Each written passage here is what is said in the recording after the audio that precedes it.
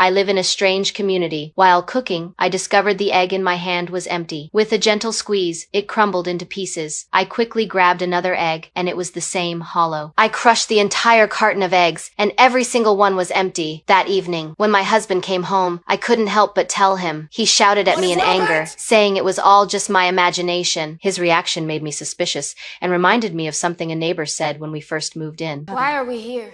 We shouldn't be here.